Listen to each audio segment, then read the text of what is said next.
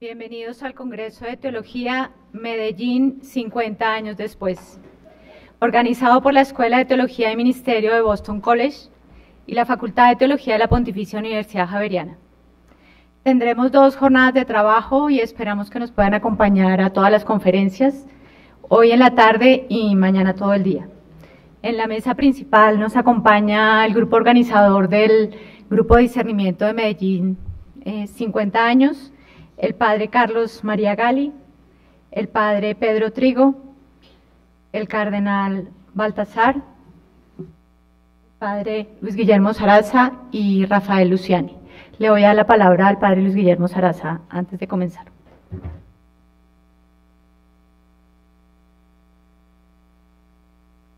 Muy buenas tardes para todos y para todas. En primer lugar, pues, como decano de la Facultad de Teología, me siento muy, pero muy contento de que ustedes acepten las invitaciones que les hacemos a todos nuestros encuentros, seminarios y congresos. En la lección inaugural de este año, que fue sobre teología y arte, tuvimos un nutrido público en la iglesia recién abierta, recién reinaugurada y restaurada de San Ignacio. Y hoy, pues, tenemos la alegría de compartir con ustedes un poco las reflexiones que hemos hecho en torno al documento de Medellín en sus 50 años.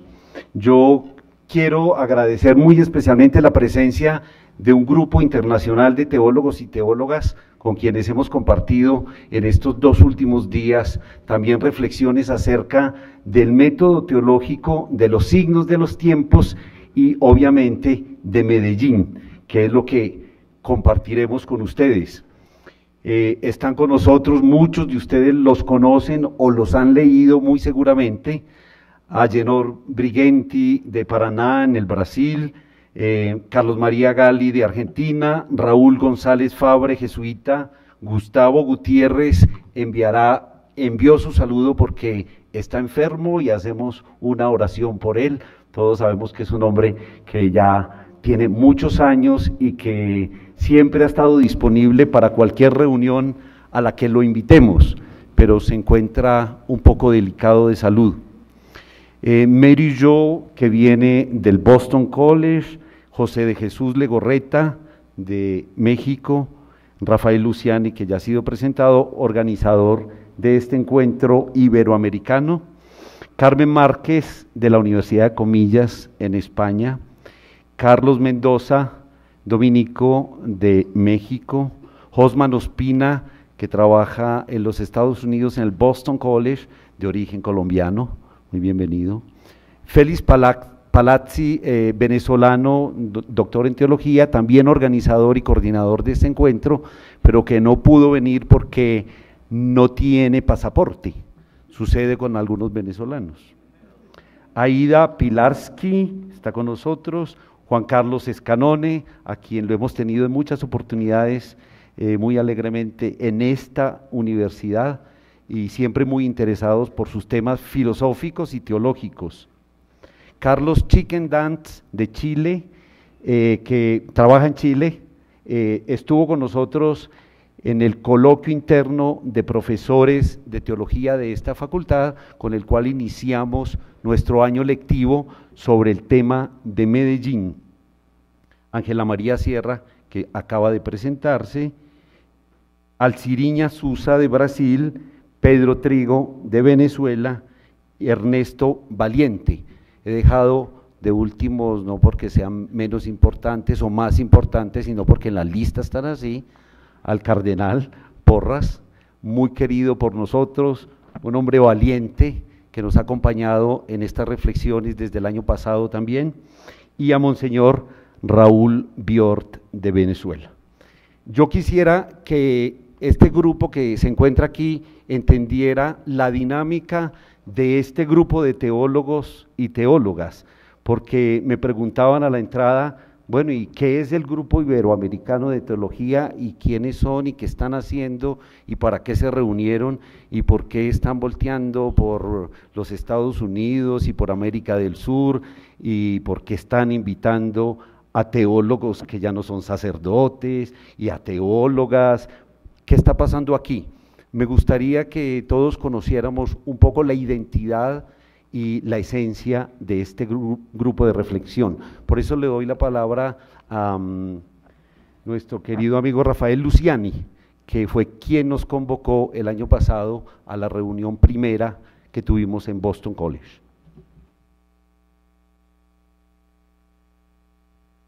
Buenas tardes. Yo soy venezolano, pero me queda todavía un año con el pasaporte. Hace unos 2 años, un poco más, en conversaciones que se fueron dando con Juan Carlos Escanone, Carlos Gali, Félix Palazzi, el sin pasaporte, y este servidor, fuimos entendiendo que había una necesidad de generar un diálogo en un contexto más amplio que el latinoamericano, dado que el Papa Francisco llega pues como expresión de una iglesia adulta, que a la vez es una iglesia fuente ahora, y que no se entiende, como todos sabemos, en muchos contextos fuera de los nuestros. A la luz de eso, se vio entonces la urgencia de establecer redes y puentes entre la teología latinoamericana, la teología latina en los Estados Unidos y la teología en España. Y se crea entonces esta iniciativa, que la iniciativa, más que un grupo cerrado, lo llamamos encuentros, porque buscamos generar pues polémicas, discusiones, ideas que nos ayuden a avanzar en la reflexión de la reforma y de la conversión de mentalidades. En este sentido, pues el año pasado nos reunimos por vez primera, unos 60 teólogas y teólogos en Boston, en la Escuela de Teología y Ministerio, quien patrocina la iniciativa, y tuvimos una semana de reuniones. De ahí sale una visión más completa y estructurada de lo que queríamos hacer hacia el futuro, y ahora nos encontramos en la Javeriana, gracias a la Facultad de Teología de esta universidad, quien está copatrocinando este evento, y continuamos ese proceso y ese camino de reflexión.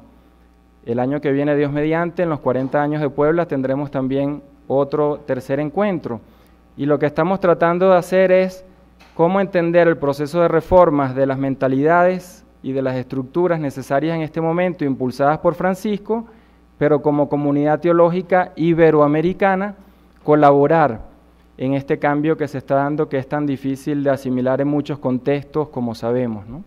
De ahí que la reunión que tenemos acá fue precedida 2 días antes por trabajos de equipo, y hoy queremos compartir con todos ustedes también, en ocasión de los 50 años de Medellín, una serie de conferencias durante esta tarde y mañana todo el día, y los invitamos a que regresen pues mañana, aunque no les guste lo que digan hoy, pero mañana vuelvan otra vez, que diremos otras cosas.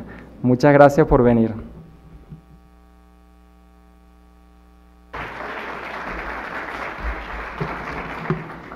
Bueno, esta tarde vamos a tener 4 momentos.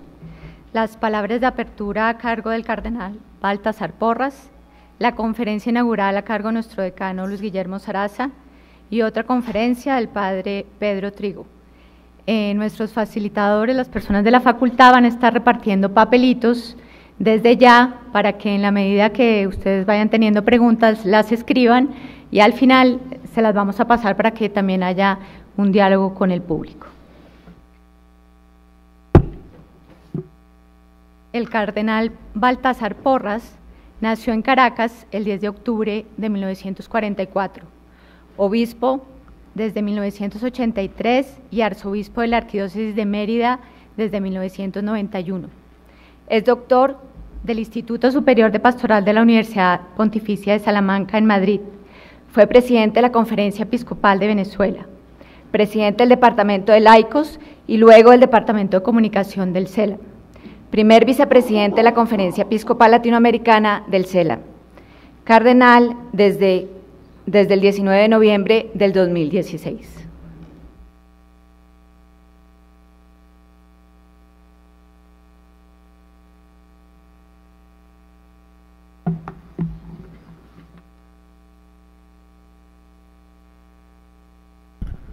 Muy buenas tardes a todos. Quisiera saludar también a Monseñor Diego Padrón, arzobispo de Cumaná, en Venezuela, que fue presidente de la conferencia hasta hace unos meses. Bienvenido. En el mensaje final a los pueblos de América Latina, los obispos participantes en la segunda conferencia general del Episcopado Latinoamericano, reunido en la ciudad de Medellín, afirmaron al terminar los trabajos, cito: "Nuestra palabra de pastores quiere ser signo de compromiso. Como hombres latinoamericanos, compartimos la historia de nuestro pueblo. El pasado nos configura definitivamente como seres latinoamericanos.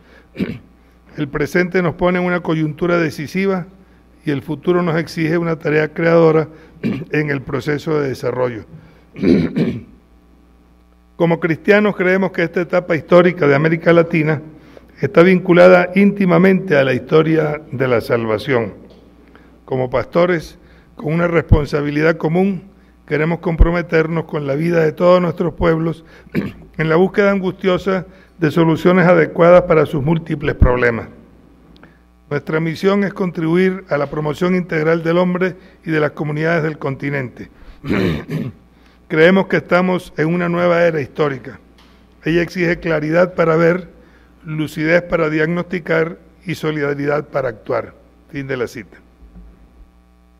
Estas palabras son todo un programa profético de vida y de acción que adquieren plena vigencia y actualidad en esta rememoración en el cincuentenario de su realización.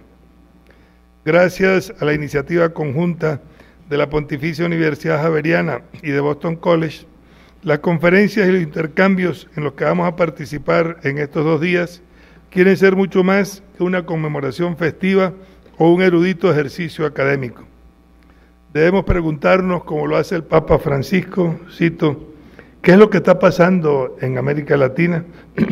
¿En qué queda el apelativo de continente de la esperanza? ¿Acaso nos resignamos a un pragmatismo de muy corto aliento en medio de la confusión? ¿Nos limitamos a maniobras de cabotaje sin rumbo ciertos? ¿Volvemos a confiar en ideologías que han demostrado fracasos económicos y devastaciones humanas? Fin de la cita.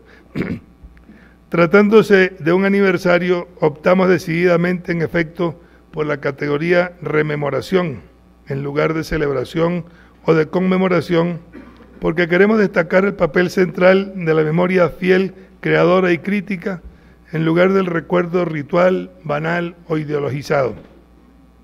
Medellín fue epocal, en un solo movimiento, en la persona del Papa Pablo VI, primer Papa en visitar América Latina, impulsar un proyecto de aplicación del Vaticano II a una realidad histórico-cultural eclesial concreta, una experiencia y llamado al ejercicio de la colegialidad, sinodalidad episcopal y el protagonismo eclesial de los bautizados, en términos no de recepción pasiva, sino de aprendizaje de autonomía en la comunión y de protagonismo en solidaridad. Medellín fue ciertamente un acontecimiento en su sentido pleno, de irrupción novedosa, con fuerza creativa de continuidad, quiebre y reorientación, con una significación que perdura, interpela y universaliza. Toda comprensión histórica, por lo demás, postula la búsqueda de un sentido global, que haga justicia a las vertientes de singularidad, particularidad y universalidad de todo conocer y obrar. Esto pasa por atrevernos a dar un contenido concreto en el hic et nunc de nuestros pueblos, a la categoría teológico-pastoral de signos de los tiempos, practicando una lectura e interpretación de los mismos, al menos de algunos muy significativos, designándolos proféticamente tanto en su negatividad interpelante como en su positividad esperanzadora. Es el llamado, ahora más urgente, a superar una mirada miope, solo intraeclesial, para dar prioridad a los problemas urgentes e importantes de las personas y los pueblos. Es hora, y parece que caminamos por el recto sendero con discernimiento activo, las cuestiones disputantes suscitadas por conceptos tales como liberación, pobreza, miseria y exclusión. La opción por los pobres nos lleva mucho más allá. Así como en Europa se hicieron la pregunta de si se podía rezar, hacer poesía o teología, Adorno y Metz, después de Auschwitz, y Sobrino sugiere lo propio con todo Auschwitz posterior, cristalizado en la pobreza, la respuesta cristiana ha sido: sí, se puede, porque en realidad allí en su seno se ha hecho y se hace. Y ahí está la oración confiada de la religiosidad popular, la realidad de las comunidades eclesiales de la teología del pueblo. Con la interpelación del recordado Yacuría de promover la civilización de la pobreza, con su carga de valores, es una necesidad ante la exaltación de la civilización de la riqueza que oculta sus lacras e inequidades. Los dos próximos sínodos de la juventud, destino y esperanza de la fe en las nuevas generaciones, y el de la Amazonía, ligado al replanteo y profundización de la creación vía la ecología y el destino material del planeta, si bien apuntan a una significación universal, tienen un marcado tinte latinoamericano que nos obliga a aportar lo específico nuestro con su carga de negatividad y positividad.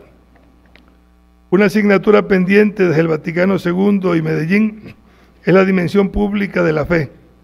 Como bautizados debemos asumir en lo personal el valor trascendente de la ética cristiana en diálogo abierto para construir una cultura global de mínimos. El protagonismo laical es pobre y no responsabilidad exclusiva de ellos, sino de una eclesiología subyacente, anticuada, en la que permanecen también parte de los pastores. Aparecida y Evangelii Gaudium vuelven sobre ello.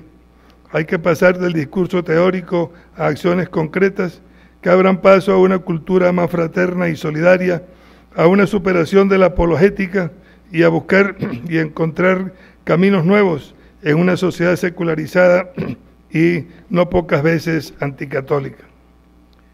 El desarrollo de este encuentro dará oportunidad para profundizar en la riqueza polivalente de Medellín, ampliada y retomada en las subsiguientes conferencias generales del Episcopado Latinoamericano.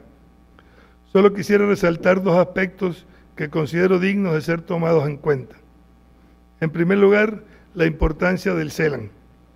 Es un organismo único que ha logrado amalgamar la diversidad cultural de los pueblos del subcontinente y el Caribe en una unidad poliédrica donde tienen cabida puntos de vista distintos pero convergentes, pues tienen como norte servir a nuestros pueblos. El post-Medellín, como el post-Puebla y el post-Aparecida, con diversos matices, involucraron a todas las instancias eclesiales, abiertas en postura ecuménica a todas las realidades sociales, políticas, económicas y religiosas. Un auténtico ejercicio de apertura con natural a la idiosincrasia latinoamericana. Por eso, la eficacia y continuidad del CELAN están en relación con la dulce y confortadora alegría de evangelizar. El bien siempre tiende a comunicarse, nos dice Francisco en la Evangelii Gaudium. Toda experiencia auténtica de verdad y de belleza busca por sí misma su expansión, y cualquier persona que viva una profunda liberación adquiere mayor sensibilidad ante las necesidades de los demás. Comunicándolo, el bien se arraiga y se desarrolla. Mi experiencia personal en el CELAN, desde las responsabilidades en Oslan hasta la vicepresidencia del organismo, ha sido una escuela de comunión y participación, de abrir horizontes, de diálogo fecundo y respetuoso, de amistades duraderas y de vivencias espirituales reconfortantes con toda clase de personas a todos los niveles. El cardenal Eduardo Pironio me confió en conversación fraterna que el CELAN era una escuela y un aprendizaje necesario para todo obispo. Y el cardenal Martini en el 92 en Santo Domingo nos dijo en el pequeño círculo que se iba maravillado de ver y comprobar la manera de trabajar, discutir, redactar con un espíritu eclesial y de fidelidad al Papa que no lo encontraba en su continente de origen. Todo ello es fruto primerizo de Medellín. En segundo lugar, esta rememoración cincuentenaria tiene lugar en el pontificado del primer Papa latinoamericano. Somos copartífices y de alguna manera corresponsables con su magisterio y sus gestos, que tienen el sello de la identidad continental: cercanía, servicialidad, alegría, sencillez, religiosidad popular renovada, apertura a todo y a todos, y coraje para asumir los conflictos y abrir nuevos derroteros a pesar de los obstáculos y resistencias. Iglesia en salida, y asunción de las periferias existenciales son mucho más que unas simples consignas. Son un programa misericordioso y samaritano propio de nuestra gente sencilla y creyente. El capítulo 2 de Evangelii Gaudium, dedicado a otear los signos de los tiempos en clave de desafío ante un mundo radicalmente injusto, llama a la necesaria conversión pastoral, que se conecta necesariamente con los desafíos humanizadores. La pastoral debe estar enraizada en el centro de la humanidad, especialmente donde más se maltrata o pierde su rumbo. Hambre de justicia y hambre de Dios van de la mano.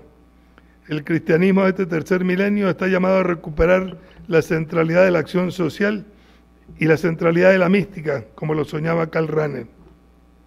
El olfato pastoral tiene que pasearse por los barrios y pueblos para encontrarse con la realidad doliente y con las alternativas viables que humanizan. Es la mejor manera de darle trascendencia a los llamados y gestos del Papa Francisco, que no son acciones aisladas, sino que tienen detrás la trayectoria de las iglesias de donde se nutrió y maduró la fe y la entrega del actual pontífice, que nos invita a retomar el Vaticano II, dándole el sello de la suave brisa acariciada en la fe de nuestro pueblo. Concluyo recordando esa virtud tan teologal como nuestra, la esperanza. Veamos el futuro inmediato con creatividad y audacia, repensando los objetivos, las estructuras, el estilo y los métodos evangelizadores de manera corresponsable y sinodal. La conversión pastoral a la que invitaba proféticamente Medellín con otras palabras tiene una radicalidad y alcance inusitados por las esperanzas que abre. Por eso sigue siendo, junto con la espiritual, la más necesaria y urgente de todas las virtudes. Es nuestro reto y nuestra tarea, que este encuentro sea luz y sal para ponernos en camino. Gracias.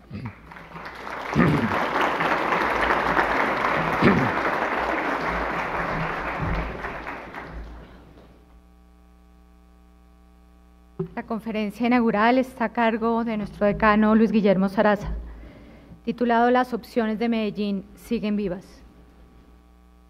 Luis Guillermo Saraza, jesuita colombiano, doctor en Teología de la Pontificia Universidad Javeriana, licenciado en Sagrada Escritura por el Instituto Bíblico de Roma, licenciado en Lenguas Modernas de la Universidad de Caldas, bachiller en Filosofía de la Pontificia Universidad Javeriana y bachiller en Teología por la Universidad Gregoriana de Roma. Actualmente es decano y profesor de San Juan de la Facultad de Teología de esta universidad.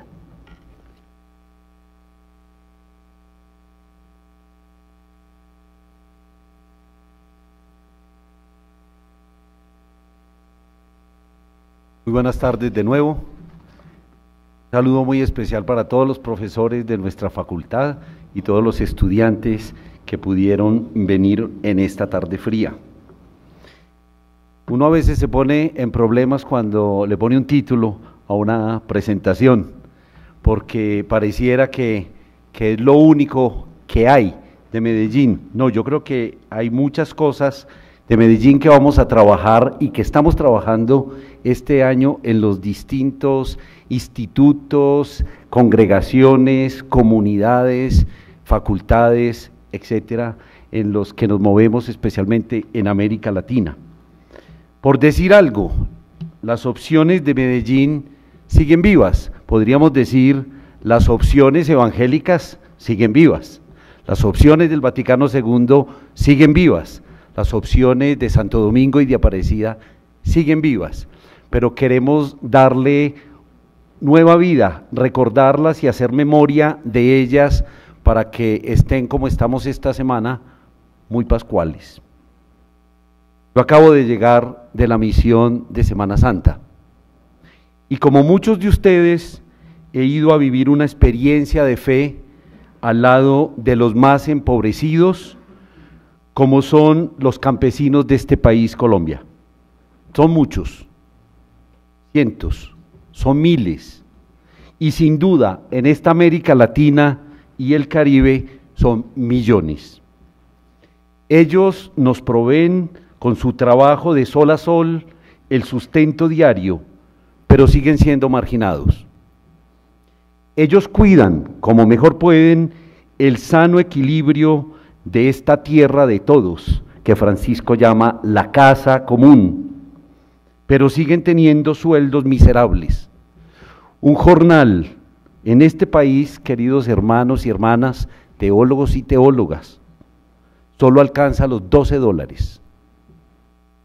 Ellos sueñan un futuro mejor para sus hijos, pero todo parece estar en contra para que se les abran las posibilidades.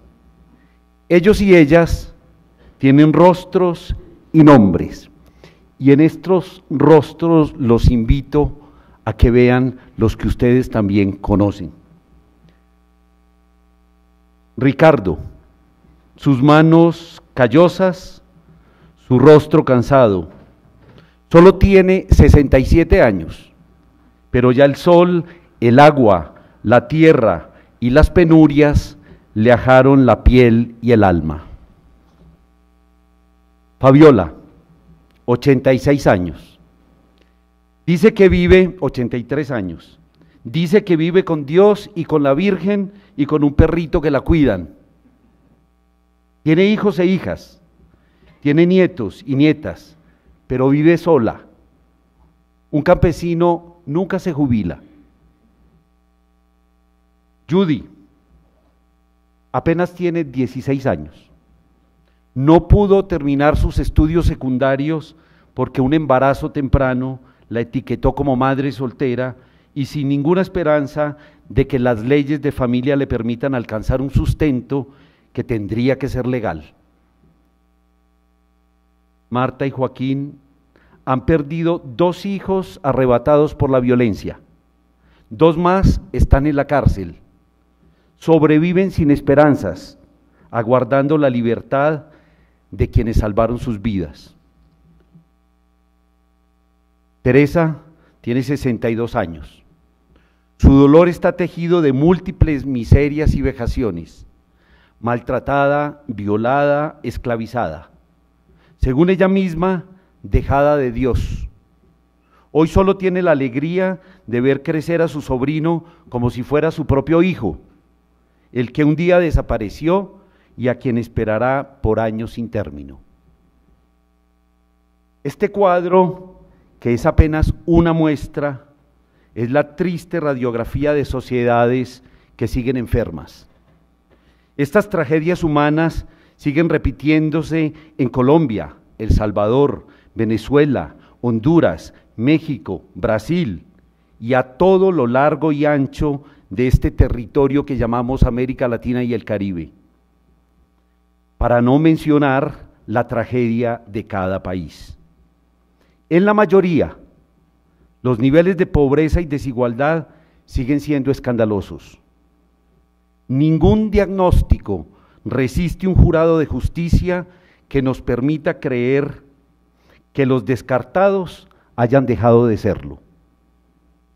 Por ello, quiero compartirles en esta ponencia inaugural de este Congreso Internacional, Medellín 50 años después, las resonancias personales que advierto en una lectura pausada de los documentos de esta segunda conferencia, que abrió un camino a una nueva teología que sigue estando en el corazón de muchos de nosotros. Las opciones de Medellín fueron muchas y muy variadas. El análisis juicioso de la situación social, política, económica y religiosa del continente le permitió a los participantes de dicho evento tener opciones. Por ello, quiero compartirles solo 7 de ellas, que siendo absolutamente subjetivas, prefiero que sean sugestivas al inicio de este corto congreso. La primera orientación que hizo el Papa Pablo VI en su discurso en la apertura de la segunda conferencia a la Asamblea General del Episcopado Latinoamericano fue de carácter espiritual. En ella invitó primero a la práctica de una vida interior.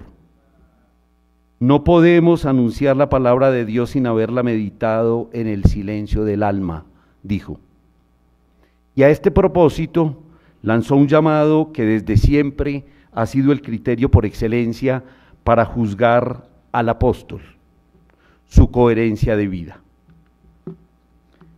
Esta mañana en una de las presentaciones, padre Gali nos presentaba también muy sugestivamente algunas consideraciones sobre la pastoralidad, y sobre este punto nos recordaba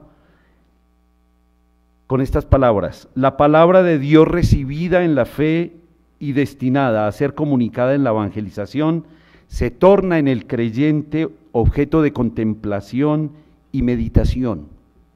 Ese paso de la palabra recibida a la inteligencia de la fe configura una verdadera experiencia del Espíritu.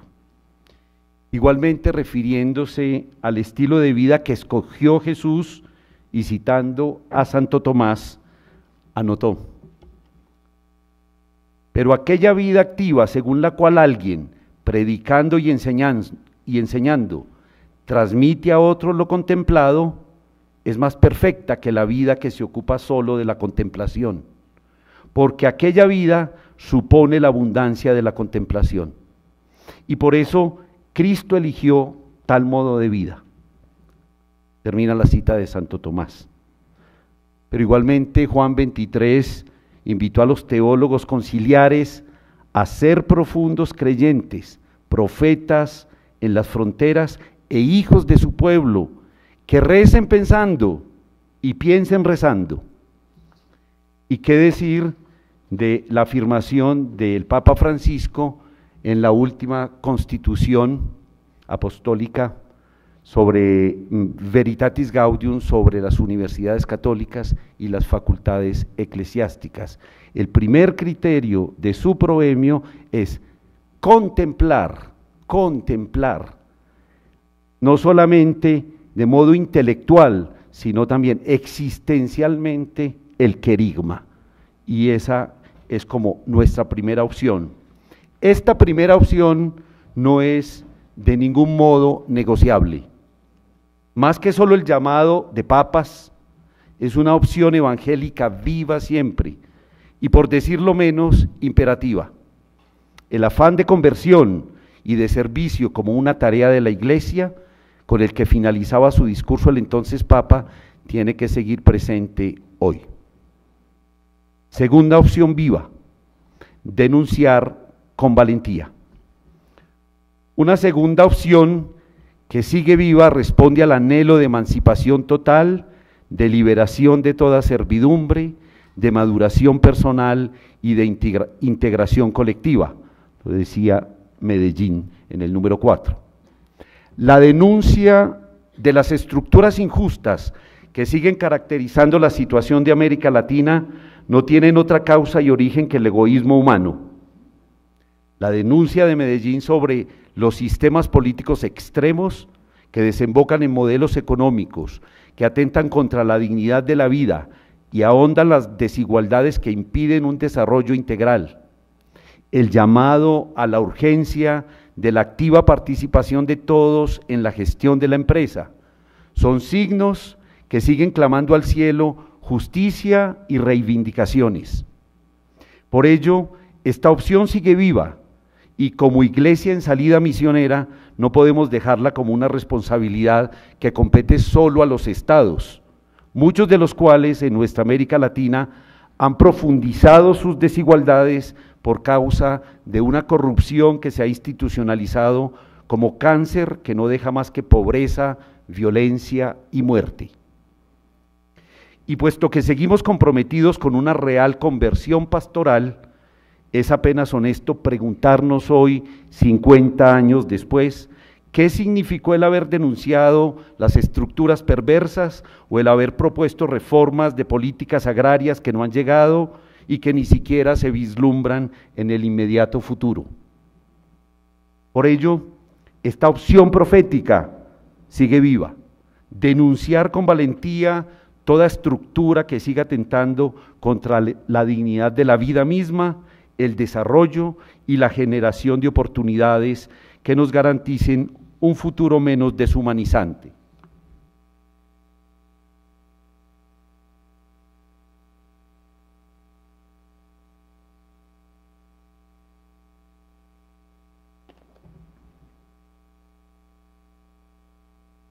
Tercera opción: La permanente tarea de concientización a todos los niveles y de educación social fue asumida de manera explícita en Medellín. No obstante, la formación de la opinión pública hoy está en manos de los medios masivos de comunicación a niveles que quienes vivieron la experiencia de Medellín no podían ni siquiera sospechar. Sigue pues viva la opción de estar alertas a todo cambio tecnológico que implique la comunicación de las sociedades cada vez más amplias y universales, pero no para demonizarlas indiscriminadamente, sino para conocer su potencial en favor de los más desprotegidos y para fortalecer nuestra capacidad comunicativa, que nos haga partícipes de un mundo cada vez más interconectado, como lo afirma Francisco en la encíclica Laudato Si reiteradas veces. Sobre el papel de la familia latinoamericana, Medellín invitó a fijar una acción pastoral que llevara a conservar o adquirir los valores fundamentales que capacitan a la familia para cumplir su misión. Hoy constatamos que la familia, como formadora de personas, educadora en la fe y promotora de desarrollo, prácticamente no existe. La educación de los hijos responde hoy a otros patrones socioculturales y ha sido delegada desde muy temprana edad a la educación pública o privada. Si es pública, en países laicos, como son ya casi todos en América Latina y el Caribe, la única excepción es Costa Rica, no se puede esperar una formación ni en la sabiduría, ni en la fe, y mucho menos en la nueva evangelización. Tal vez en este punto capital nuestra tarea ha sido muy infructuosa. El mundo ha cambiado a ritmo de rapidación, como dice Francisco, y nuestros esfuerzos, aunque muchos y buenos, no han tenido la fuerza para detener el huracán arrasador que se desató sobre esta sociedad líquida global, como la llamó Zygmunt Bauman. La opción de Medellín sigue viva y la pastoral familiar tendría que encontrar nuevas formas de contacto para que su tarea evangelizadora transforme vitalmente la institución familiar natural a la que hemos sido llamados de modos muy diversos hoy. También Francisco nos da pistas en Amoris Laetitia para mantener viva esta opción. Medellín hizo recomendaciones pastorales para trabajar por la liberación de la juventud. Con ellas, con las recomendaciones, seguimos en deuda, 50 años después. ¿Hay una real pedagogía orgánica de la juventud actual? ¿Está nuestra iglesia desligada de todo poder temporal y audazmente comprometida de todo el hombre y de todos los hombres? Acercar a los jóvenes a la iglesia hoy sigue siendo un reto de tamaño gigantesco. Los miles que acuden presurosos a encuentros y manifestaciones masivas no alcanzan un mínimo porcentaje respetable que nos permita asegurar una siguiente generación evangelizada. Ya esta generación juvenil no está catequizada y ni siquiera sabemos muy bien cómo hacerlo. Sobre este punto, Medellín dijo, y cito a Medellín, abro comillas, fallar en esto sería traicionar a un mismo tiempo a Dios, que le ha confiado su mensaje a la iglesia y al hombre que lo necesita para salvarse. ¿Qué tanto han evolucionado las formas tradicionales de fe? ¿Qué formas nuevas hemos suscitado en estos 50 años? De las comunidades cristianas de base, queda poco en el continente. ¿Dónde están los dirigentes y orientadores catequistas con dedicación exclusiva de los que habló Medellín? Seguimos sin adaptar el lenguaje eclesial al hombre de hoy. El capítulo 6 de Medellín, dedicado a la evangelización y crecimiento de la fe, abogó por una pastoral popular. Es verdad que hoy hay estudios serios tanto sobre la religiosidad popular como sobre sus manifestaciones, como lo recomendó Medellín. No obstante, seguimos acompañando comunidades campesinas e indígenas que siguen fieles a su catequesis tradicional, prueba de que no hemos hecho mucho. El documento también habló de 3 tipos sociales entre las élites, cuando habló de la formación de otros grupos sociales, y dijo: existen los tradicionalistas o conservadores, los desarrollistas y los revolucionarios. Estos grupos perviven y quizás siempre estarán presentes en nuestras sociedades. El pueblo aquí sigue siendo pueblo.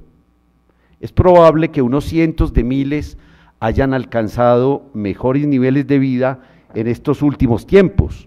Sin embargo, la mayoría sigue atrancada y obstaculizada en sus aspiraciones más básicas. Medellín sugirió y urgió a la celebración de la Eucaristía en pequeños grupos y comunidades de base. Por ejemplo, a los obispos se les pidió permitirla teniendo en cuenta las circunstancias de cada lugar. No obstante, todavía hoy tenemos grandes dificultades a la hora de conseguir permisos para diversas celebraciones que siguen ligadas a esquemas parroquiales sobre los cuales el mismo Papa Francisco se ha pronunciado contundentemente.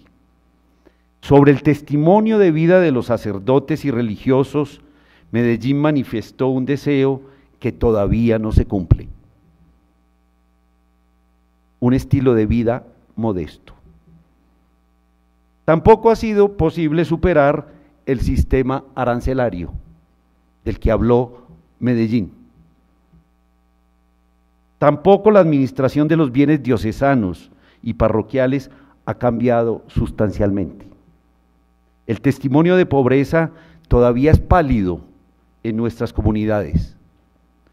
Todos estos retos no serán posibles sin una verdadera conversión de la Iglesia. El ardor de Medellín consistió en poner a la Iglesia latinoamericana a tono con el Concilio Vaticano II, y resulta claro que sus opciones siguieron muy de cerca la renovación que significaba una nueva teología. Los obispos progresistas defendieron el espíritu de Medellín como el compromiso de la Iglesia latinoamericana con los sectores más oprimidos. Pero la alarma que causaron las conclusiones de esta segunda conferencia no se limitó a los círculos eclesiásticos más conservadores, sino que también llegó a los círculos políticos. La proclamación evangélica y muy querigmática de una teología de la liberación hizo carrera en los ambientes capaces de detenerla y de proscribirla, pero no de matarla. Con San Pablo seguimos expectantes en este continente que todavía clama justicia. Hasta de los sufrimientos nos sentimos orgullosos, dice San Pablo, sabiendo que los sufrimientos producen paciencia. La paciencia produce virtud y la virtud sólida, esperanza. Romanos 5, 3, 4. En un artículo de un hermano latinoamericano, Mirko Freddy García Valladares, de la provincia mercedaria del Perú, a propósito de Medellín, leemos, cito: Medellín da a la Iglesia latinoamericana una palabra propia, una fisonomía autóctona, lo que la constituye en fuente inspiradora y programática de las iglesias locales. La autoconciencia de la Iglesia, en estrecha fidelidad a las intuiciones básicas del Concilio Vaticano II, fue resorte propulsor de una misión en perspectiva profética y transformadora, engendrando en el continente lo más precioso que tenemos, la iglesia de los pobres, que es la iglesia de todos. Estos siguen inspirando el discipulado y la misión en un continente donde la vida está cada vez más amenazada por señales de muerte nacidas de un modelo social excluyente frente al cual se levanta la tradición profética latinoamericana. En Medellín se escuchó el grito sufriente de los pobres denunciando el cinismo de los satisfechos. Es así que esta tradición latinoamericana, nacida en Medellín, no es propiamente algo nuevo, sino consecuencia y desdoblamiento de las intuiciones del Concilio Vaticano II en el contexto propio. Más que un documento, sigue siendo un horizonte abierto a esperanzas y realizaciones, en especial para la misión evangelizadora.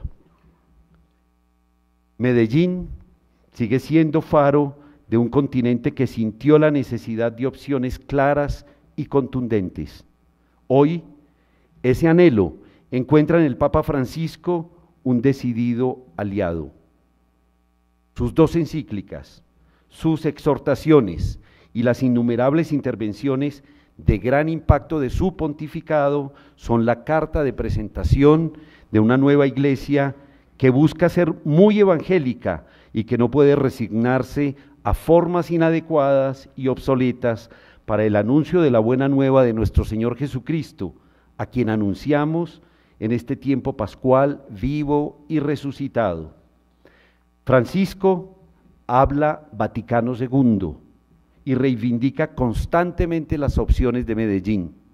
Con él sentimos un aire fresco de una iglesia que sigue pidiendo reformas profundas y que solo podrá ser inspiradora y maestra en la medida en que estemos del lado de los excluidos, los descartados, los marginados, los desplazados, los olvidados y todos aquellos y aquellas que fueron la preferencia de quien nos invitó a ser hijos y hermanos, Jesús, el de Nazaret, el hijo de José.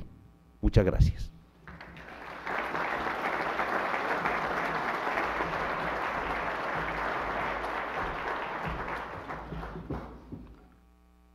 Recuerden ir escribiendo sus preguntas y ojalá personalizadas. Con eso en el momento de entregarlas, ellos pueden ir pensando la respuesta. Continuamos con el padre Pedro Trigo. El padre Pedro Trigo, jesuita venezolano de origen español, estudió letras y filosofía en las universidades católicas de Caracas y Quito. Se doctoró en teología en la Universidad de Comillas en Madrid. Profesor de la Facultad de Teología de la Universidad Católica Andrés Bello en Caracas, es miembro del Centro Gumilla y acompaña a comunidades populares. Somos testigos de su compromiso en ellas.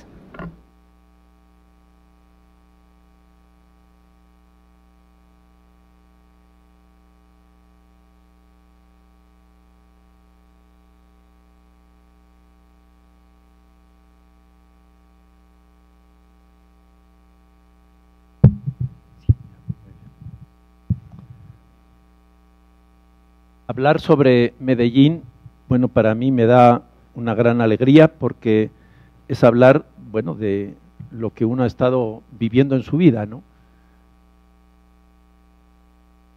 Yo conocí a los compañeros mayores de la Teología de la Liberación en el año 72 en el Escorial y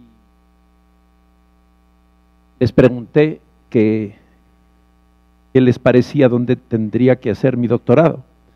Al primero que pregunté fue a Juan Luis II y me dijo, vete 5 años a Lovaina, estudia Biblia, porque no podemos seguir dependiendo de los europeos. Le dije luego a Segundo Galilea y me dice, mira qué es lo que te guste más a ti, qué puedes hacer mejor, cuál es la mejor universidad del mundo que dé eso y quédate 5 años, porque no podemos seguir dependiendo de los europeos.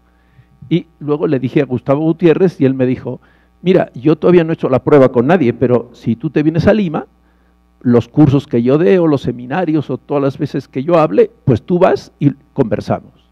Y me fui a Lima, ¿no? Y para mí fue muy, muy importante, fue realmente decisivo eso, ¿no? Y cuando regresé a Caracas, bueno, empezamos a ver cómo eso lo íbamos llevando tanto a nivel del Centro de Investigación y Acción Social como a nivel de pastoral. Y empezamos con la labor de la lectura orante del Evangelio y también de crear comunidades cristianas de base que apoyaran la comunitariedad de los barrios, ¿no? Y bueno, me invitaron a encuentros de teólogos y yo les dije que yo no iba hasta que no fuera representante de una base en Venezuela, ¿no? ¿Cuándo se alcanzó eso? En la preparación para Puebla. Recuerden que de suyo era el año 68, a los 10 años, lo que pasa es que murió el Papa y por eso se retrasó un año, ¿no?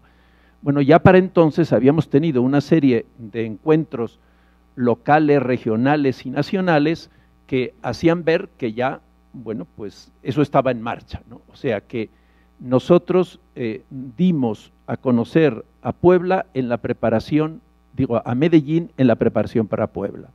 Y vimos que eso, pues, estaba totalmente adecuado a lo que se necesitaba y que por eso había habido una recepción muy, muy grande, ¿no?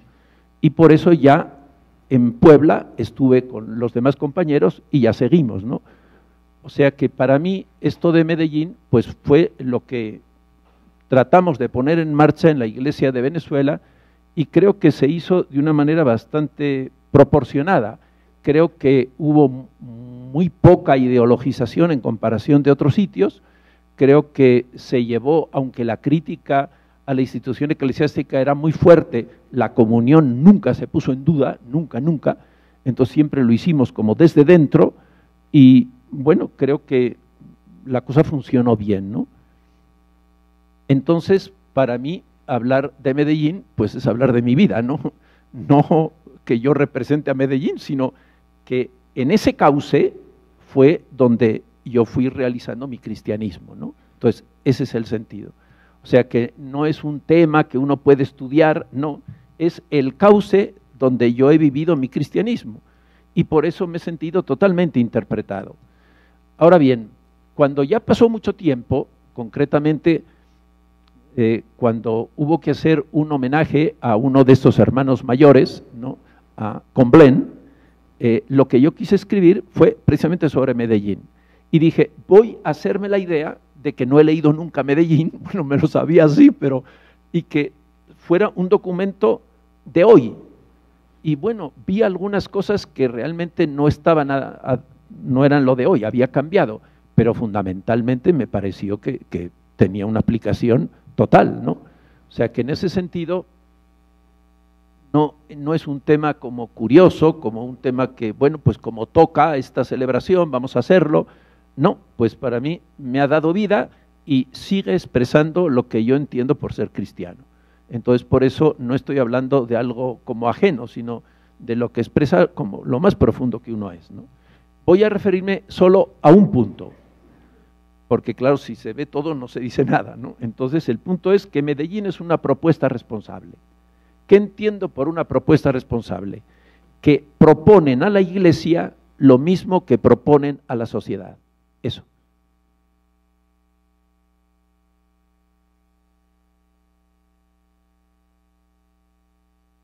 Los obispos se identifican en primer lugar con su condición de cristianos y de ciudadanos, entendiendo que su condición de dirigentes es un oficio inherente a su condición primordial de cristianos y ciudadanos y que no la sustituye. Por eso hablan constantemente, nosotros nos comprometemos, nosotros hacemos, no que hagan, ¿no? Sino nosotros hacemos, ¿no? Por tanto, lo que dicen a los ciudadanos y a los cristianos latinoamericanos, se lo dicen en primer lugar a ellos mismos. Por eso los obispos, y más en general los cristianos, que ateniéndose a lo expresado en los documentos, se atrevieron a llevar a cabo esta reconversión institucional de la Iglesia, fueron los mismos que se comprometieron resueltamente con su situación. De esa reforma eclesial que nacía de la conversión, sacaron energías y autoridad para sus propuestas sociales. Pero de ahí brotó sobre todo parte del sujeto que se esforzó por llevarlas a cabo, un núcleo perseverante y abierto, ese pueblo cristiano convertido, entrenado en la participación y comprometido como discípulo de Jesús de Nazaret en pasar de condiciones de vida menos humanas a más humanas en todos los sentidos, esforzándose en inducir las transformaciones necesarias desde la organización y la participación tantas veces negada y combatida. Entonces, ante todo, se refieren a este punto que he llamado una propuesta responsable como tesis global. Dicen expresamente que la Asamblea sintió que lo que dictaminaban al continente estaban llamados a hacerlo también ellos mismos, no solo como ciudadanos, sino como responsables de la comunidad cristiana. Esta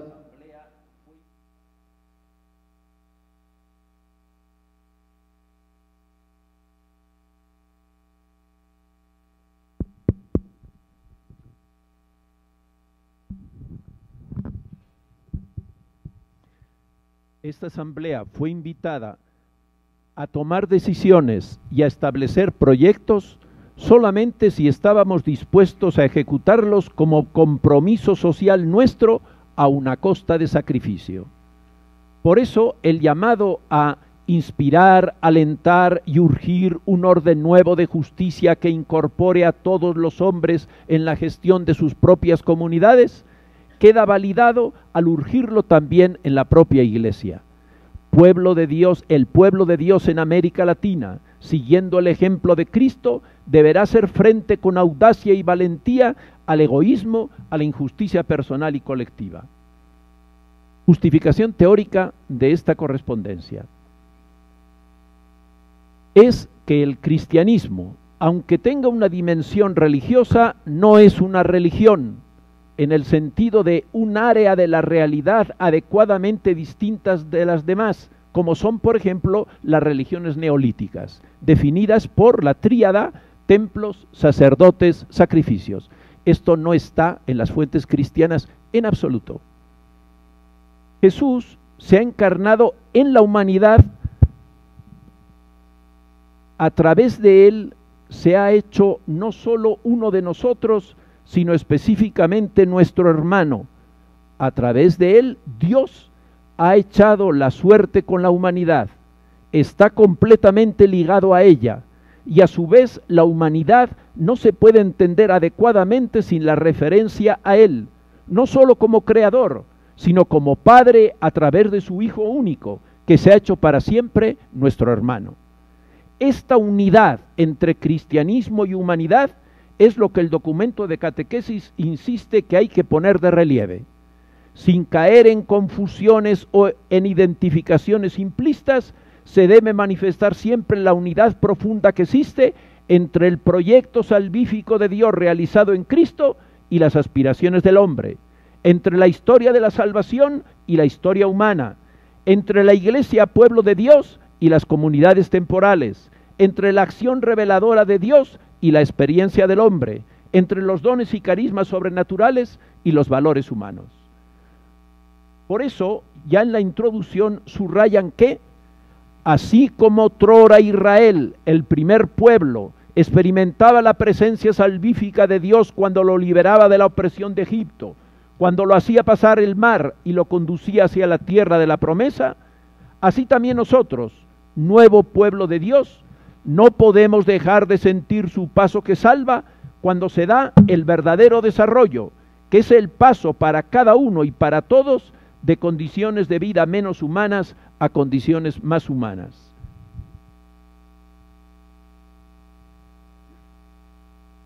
El documento especifica detalladamente tanto lo que entiende como no humano como lo que considera más humano. Esto último en una gradación que concluye en la fe, don de Dios acogido por la buena voluntad de los hombres, y la unidad en la caridad de Cristo, que nos llama a todos a participar como hijos en la vida del Dios vivo, Padre de todos los hombres. Así pues, tanto los latinoamericanos cristianos como los no cristianos, o los latinoamericanos como ciudadanos y como cristianos, estamos todos llamados a superar las condiciones de vida menos humanas y a ir adquiriendo las más humanas. Por eso lo que se dice a unos, se dice también a otros, o a los mismos bajo los dos aspectos de ciudadanos y de cristianos.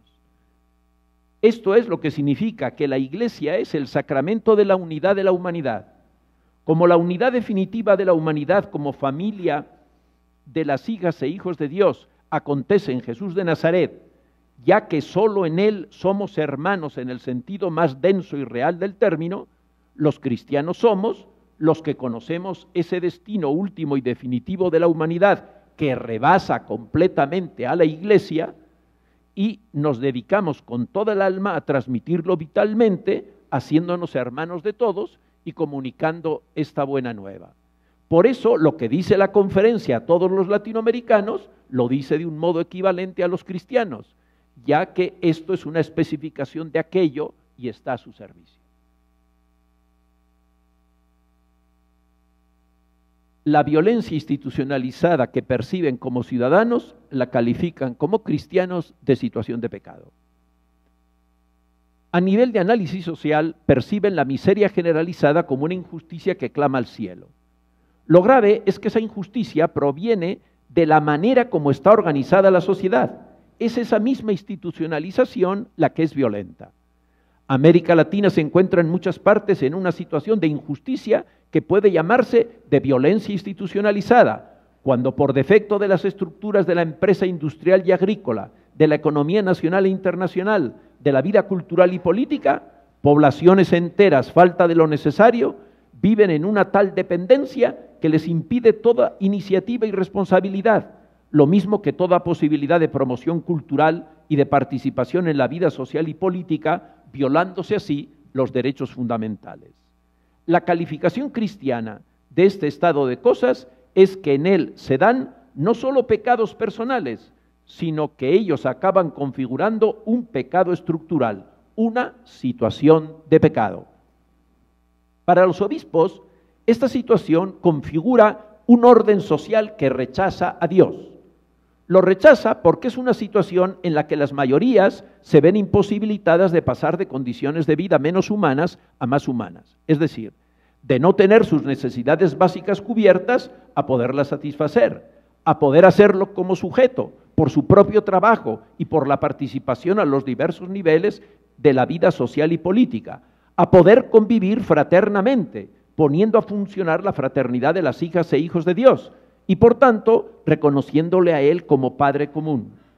Para los obispos, la imposibilidad de emprender esos procesos a causa de ese estado de cosas implica nada menos que ese orden social rechaza al propio Dios, al rechazar su don, que es la paz, fruto de la justicia.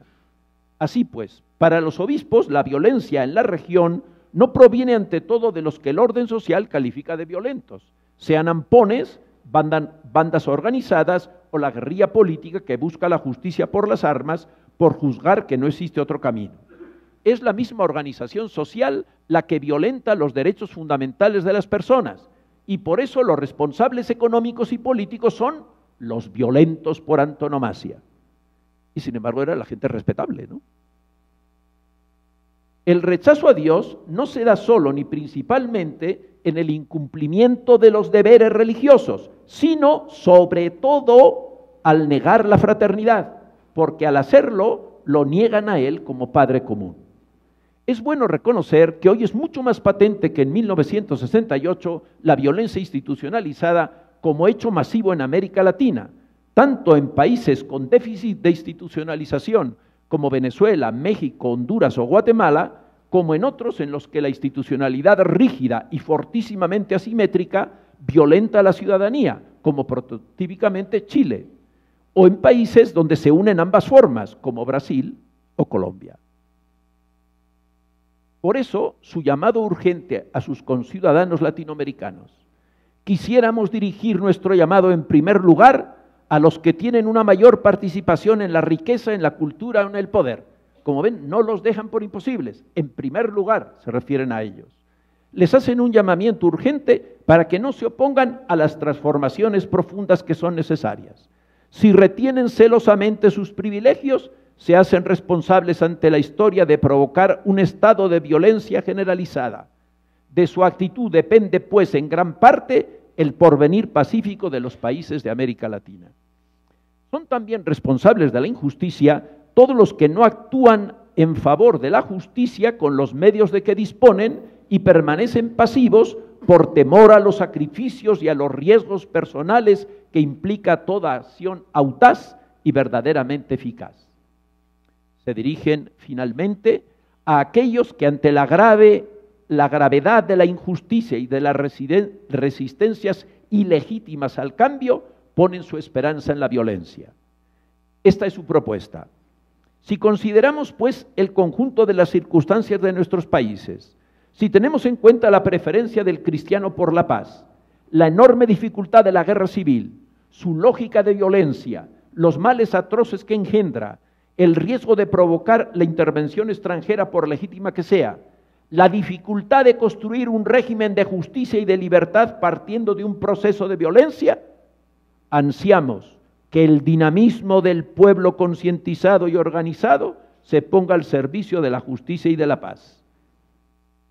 Creemos que se habría evitado mucha sangre y no menos muchos pretextos de quienes se negaron al cambio si los empeñados en él hubieran dirigido su empeño en esta dirección.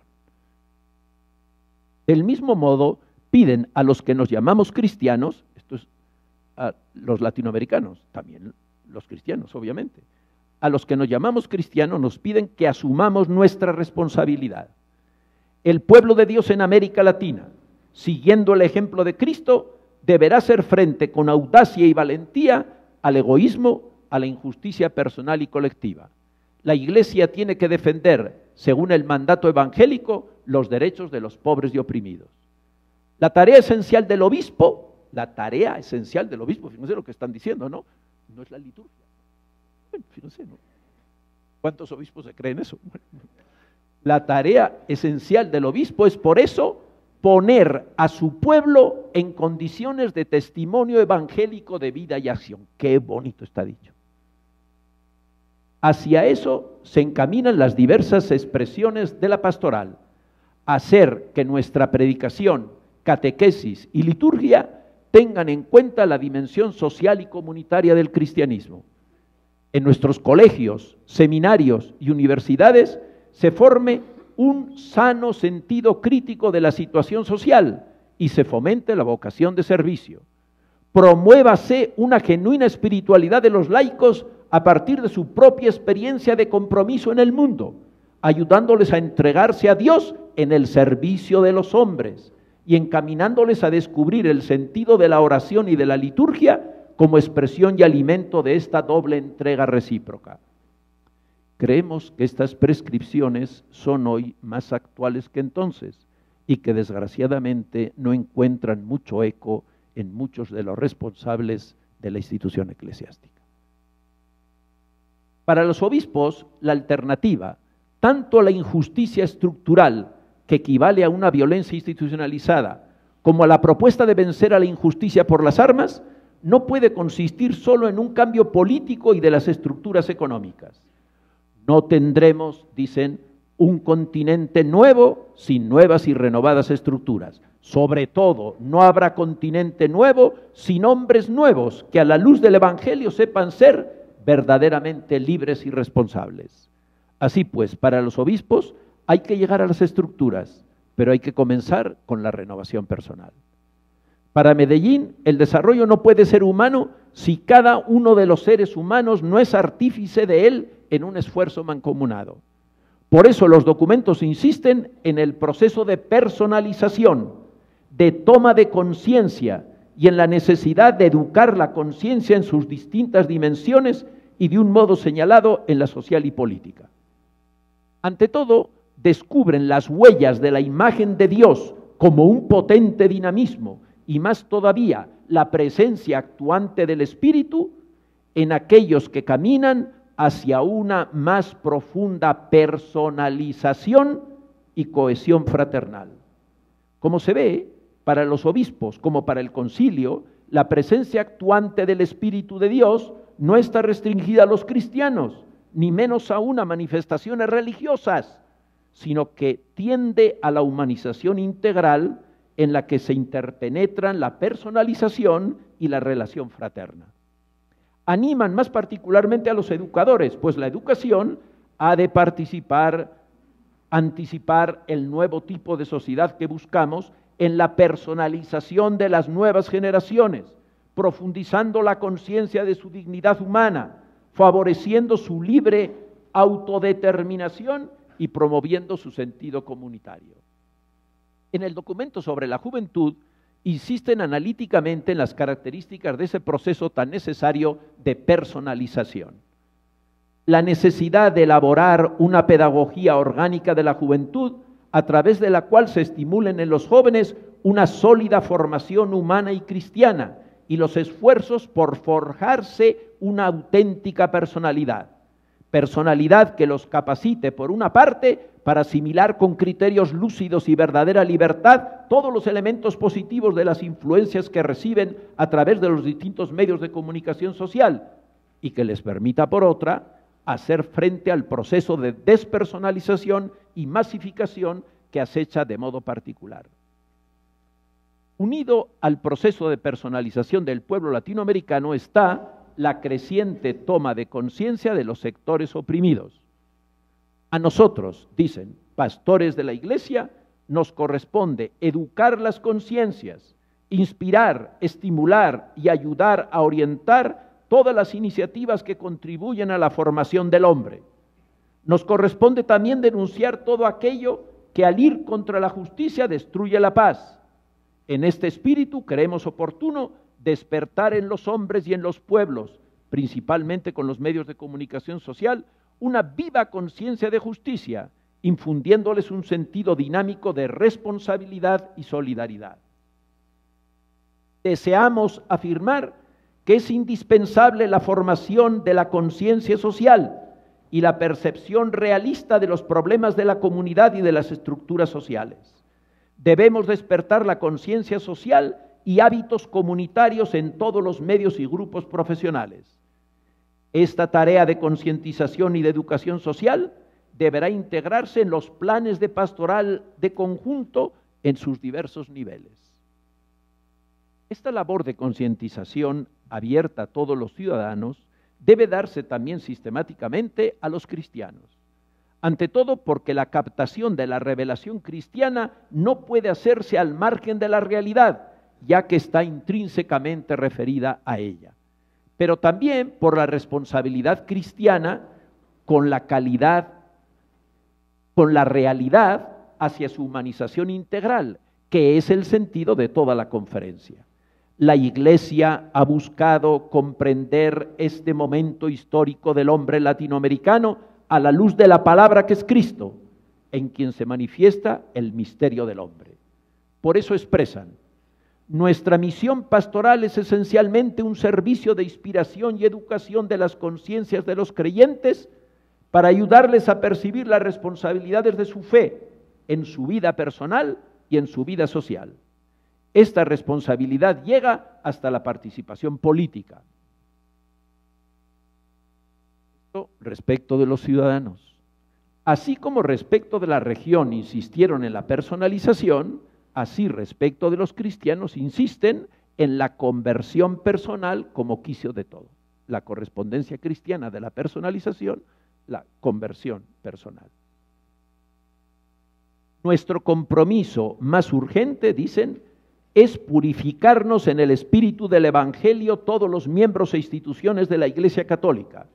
Debe terminar la separación entre la fe y la vida, porque en Cristo Jesús lo único que cuenta es la fe que obra por medio del amor. Como se ve, para los obispos la conversión se manifiesta en el servicio. Por eso subrayan que el gesto litúrgico no es auténtico, sino implica un compromiso de caridad, un esfuerzo siempre renovado por sentir como siente Cristo Jesús y una continua conversión. O sea, ¿qué quiere decir esto? Que la cena del Señor no puede ser la misa. Puede ser, ¿no ve? Porque una misa así no produce esto. Tenemos que volver a la cena del Señor, como Dios manda, ¿no? El sentido de la conversión ha de entrañar la superación del individualismo y la adquisición del sentido social y preocupación por el bien común. Esta llamada a la conversión mediante, dicen, una vivencia más plena del Evangelio, es por eso un ingrediente fundamental de la pastoral popular para lograr una personalización y vida comunitaria. Tanto en sus propuestas de personalización y concientización a la sociedad como de conversión a los cristianos, siempre van unidos los procesos de personalización y los de solidaridad, de tal manera que ambos forman un único concepto mediante dos términos coordinados. Una endíadi se llama en retórica. A este proceso lo llaman socialización. Dicen, la socialización, entendida como proceso sociocultural de personalización y solidaridad crecientes, nos induce a pensar que todos los sectores de la sociedad, pero en este caso principalmente el sector económico-social, deberán superar por la justicia y la fraternidad los antagonismos para convertirse en agentes del desarrollo nacional y continental. Lo que me parece más significativo de la cita es que se perciba que la personalización y la solidaridad no son inversas, sino directamente proporcionales. Es la alternativa que tiene que ir abriéndose paso ante la evidencia cada día más clamorosa del fracaso tanto del capitalismo, fracaso humano, de vaciamiento personal, como del socialismo, que donde ha sido aplicado ha implosionado. Dicho en otros términos, la libertad y la igualdad solo pueden realizarse sin que una sacrifique a la otra cuando las armoniza la fraternidad. Es el núcleo de la propuesta cristiana, imprescindible si queremos que no naufrague la calidad humana y aun la vida misma.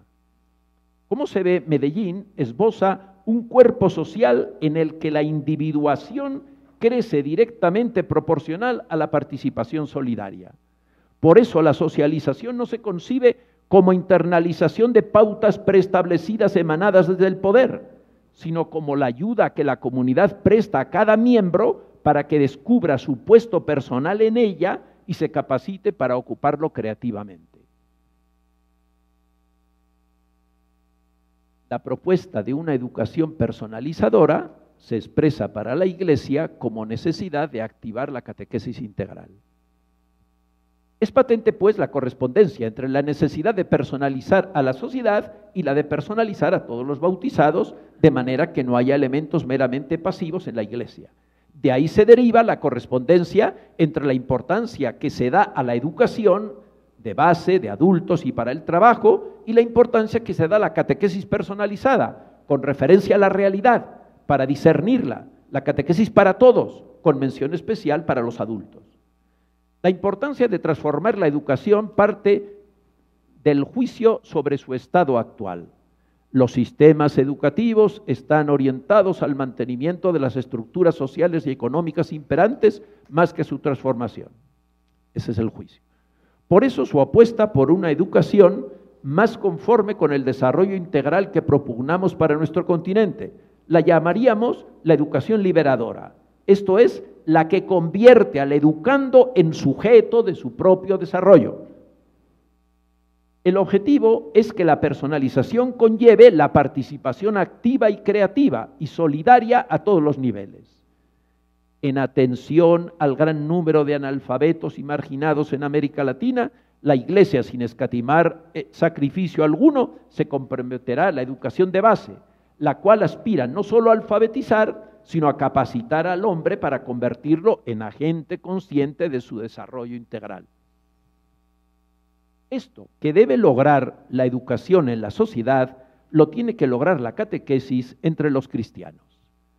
Esta renovación debe integrar la fidelidad al Evangelio y la orientación al desarrollo integral de las personas. La unión de ambos aspectos estriba en que la liberación que nos consiguió Jesucristo contiene la verdadera liberación humana, que desborda las liberaciones históricas, pero las incluye. Esta unión, que no identidad, entre lo verdaderamente humano y lo de Jesucristo es un aspecto que hoy tiene que poner muy de relieve la catequesis. Dice, sin caer en confusiones o en identificaciones simplistas, se debe manifestar siempre la unidad profunda que existe entre el proyecto salvífico de Dios realizado en Cristo y las aspiraciones del hombre, entre la historia de la salvación y la historia humana, entre la Iglesia, pueblo de Dios, y las comunidades temporales, entre la acción reveladora de Dios y la experiencia del hombre, entre los dones y carismas sobrenaturales y los valores humanos. Para el continente proponen una sociedad participativa, en la que todos, y no solo las clases dominantes, sean sujetos. Y para la Iglesia también proponen lo mismo, una Iglesia participativa en la que todos los bautizados, y no solo la institución eclesiástica, sean sujetos. De entrada anotan que poblaciones enteras, faltas de lo necesario, viven en una tal dependencia que les impide toda iniciativa y responsabilidad, lo mismo que toda posibilidad de promoción cultural y de participación en la vida social y política. Anotan que los desarrollistas que llevan la voz cantante ponen más énfasis en el progreso económico que en la promoción social del pueblo, en vistas a la participación de todos en las decisiones que interesan el orden económico y político. Concretamente, en la empresa, los trabajadores, dicen, no son incorporados con toda la proyección de su ser humano mediante la activa participación de todos en la gestión de la empresa, según formas que habrá que determinar con acierto. Esto es más injusto y doloroso porque, dicen, con el desarrollo cultural, económico y social, se consolida en la mayoría el deseo de participar más plenamente en la ordenación de la comunidad política. Nuestros pueblos aspiran a su liberación y a su crecimiento en humanidad a través de la incorporación y participación de todos en la misma gestión del proceso personalizador. Por eso hacen un llamado, en primer lugar, a los que tienen una mayor participación en la riqueza, en la cultura o en el poder, para que no quieran retener egoísticamente sus privilegios, sino que den esa participación justa y ansiada.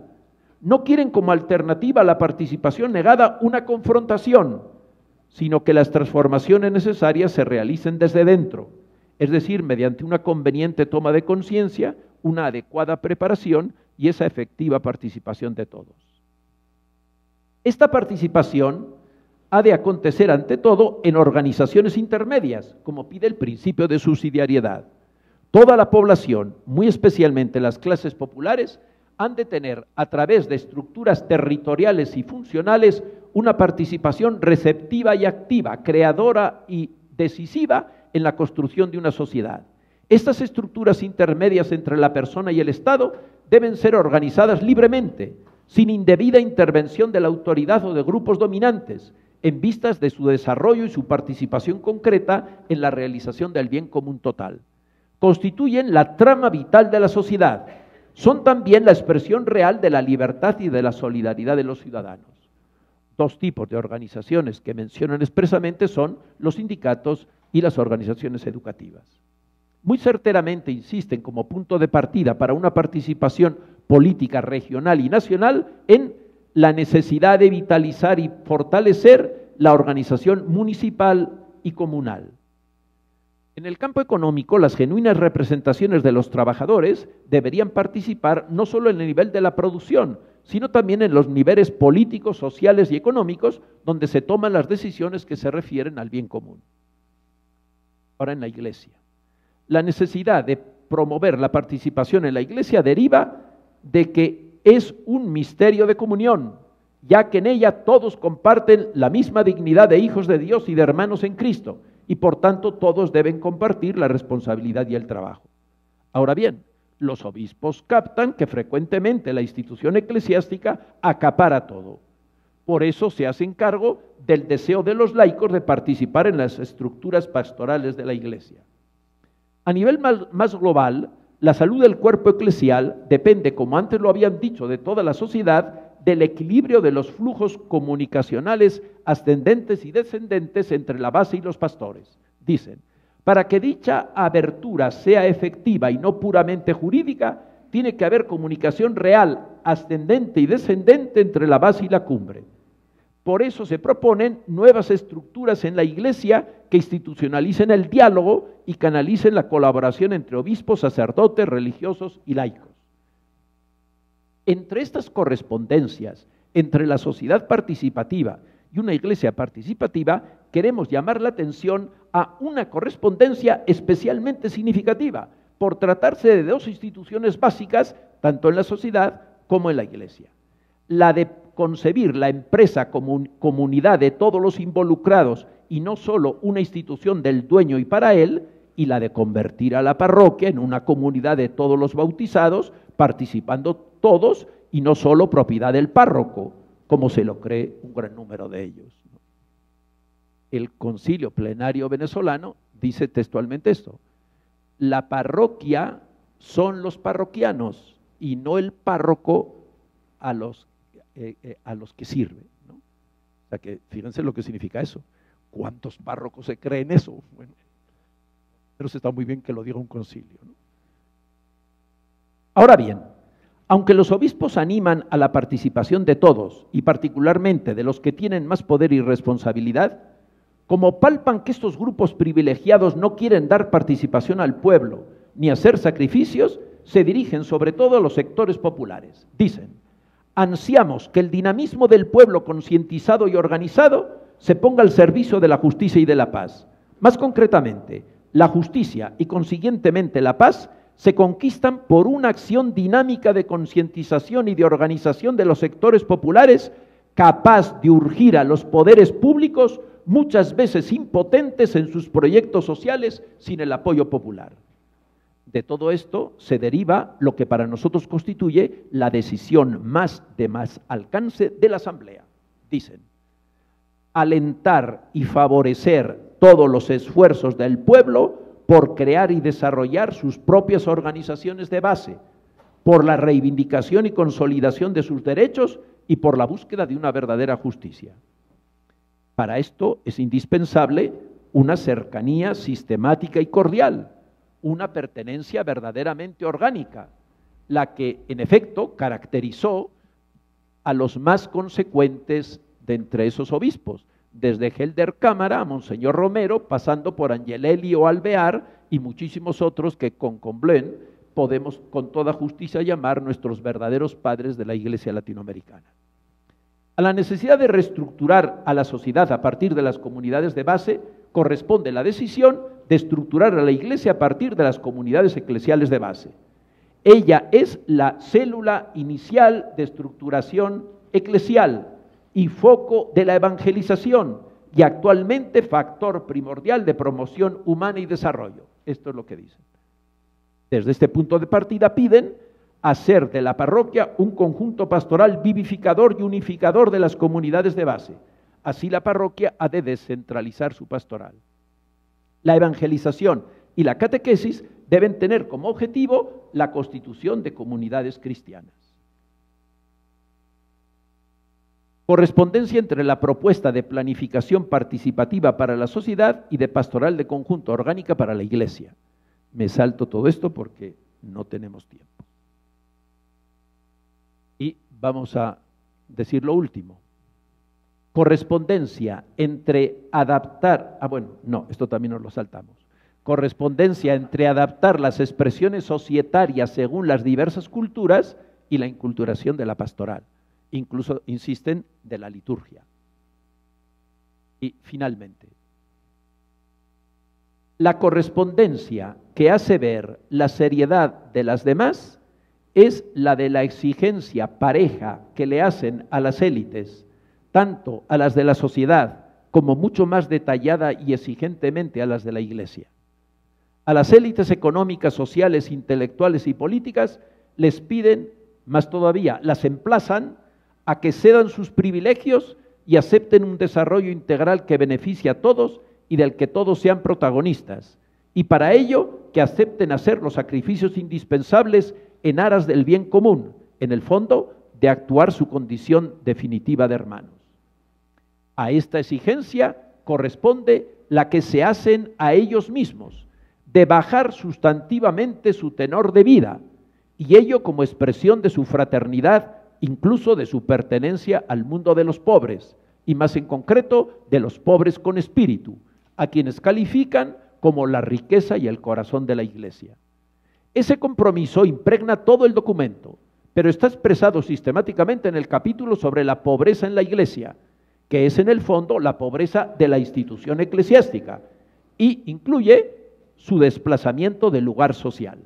Se trata de una propuesta de conversión estructural de la institución eclesiástica para que no sea un contrasentido el llamado a la justicia y a la solidaridad que hacen a las élites y sus instituciones.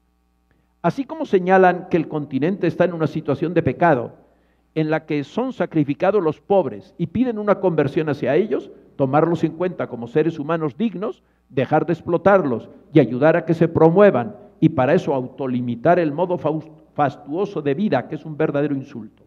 Correspondientemente, también piden que la institución eclesiástica se haga pobre y que vaya a los pobres.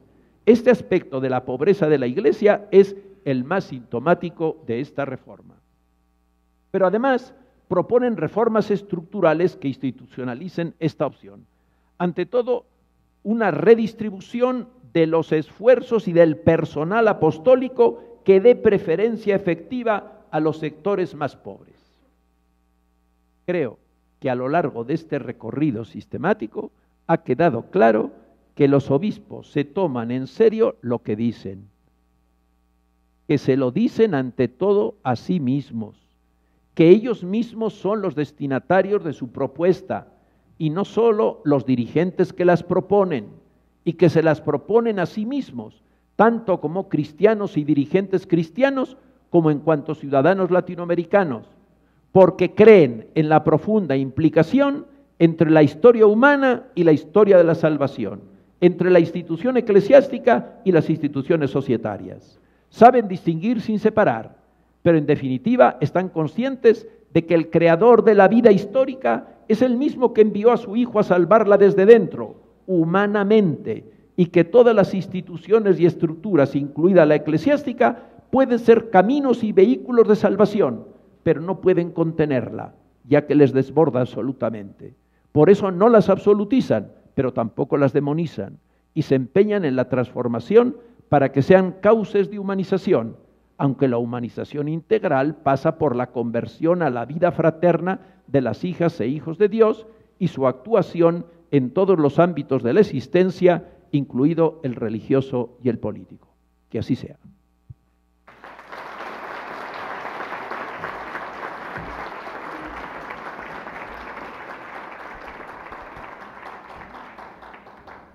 Agradecemos de verdad las palabras de apertura del cardenal Baltasar y a nuestros conferencistas iniciales que realmente nos sitúan en la profundidad del documento.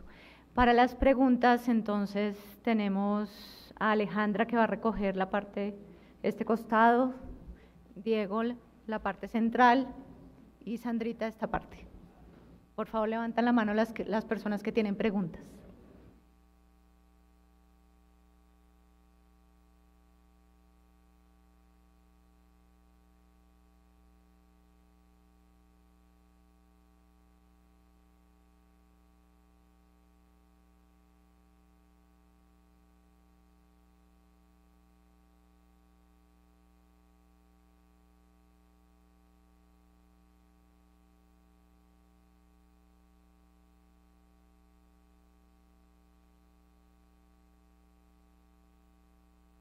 Aprovecho para recordarles que mañana comenzamos muy puntuales a las 8:30 con la conferencia del Padre Gustavo Gutiérrez.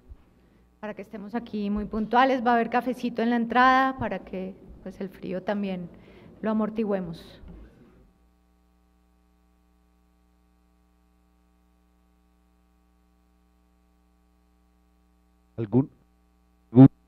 Si la conferencia del Padre Gutiérrez es el Padre Gutiérrez, sí es el Padre Gutiérrez. Hoy en día tenemos muchos medios para poder estar en contacto y es una conferencia no pasada sino nueva que hizo para este congreso. Así que no lo podremos tocar, pero lo podremos ver y oír.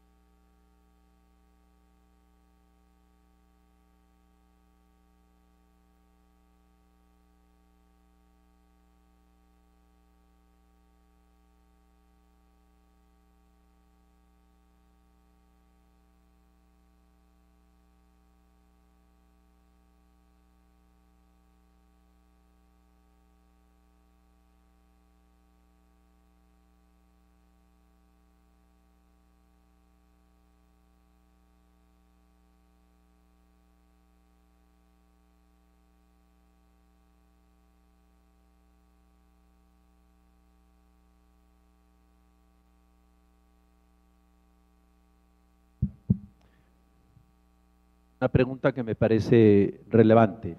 ¿Cómo podemos analizar el hecho de que las comunidades eclesiales, una de las opciones fundamentales de Medellín, haya venido a menos en el quehacer de nuestra iglesia? Bueno, hay me parece que hay dos causas, ¿no? Primera causa, las comunidades eclesiales de base no forman parte de la comunitariedad tradicional del pueblo, son una creación contemporánea.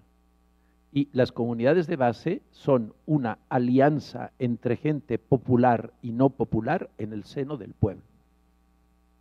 ¿Qué ha pasado? Que la gente no popular ha abandonado a la gente popular.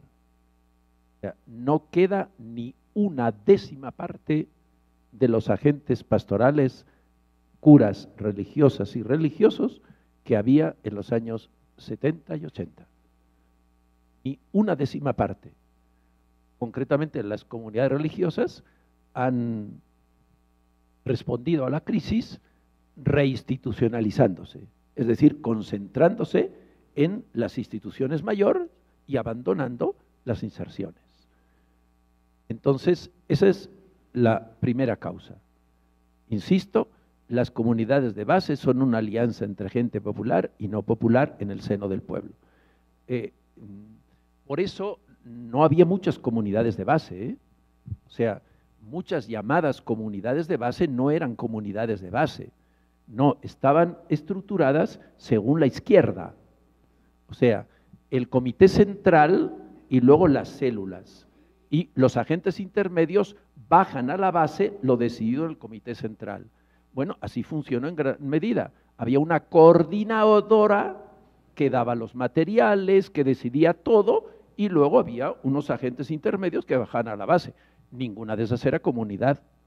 No, eran grupos de base de esa corriente pastoral, pero no eran ni comunidades ni de base. O sea que gran parte de lo que se llamó con sinceridad total en la gente, inadvertidamente hubo el imaginario de izquierda que se coló y la coordinadora fungió igualito que el comité central del partido y se bajaba a la base lo decidido. O sea, que no es que hayan desaparecido tantos, porque muchísimas no eran comunidades de base, eran células de una organización. Pero si son células de una organización, no son ni comunidades ni de base. Ahora, sí hubo comunidades y comunidades de base, pero lo que pasó en buena medida es eso, que la gente no popular que estaba abandonó a la gente popular. Y entonces muchas comunidades se sobreviven. Habría que añadir otra cosa que también, por lo menos a mí, me costó mucho entender. Las comunidades funcionan cuando son comunidades de familia.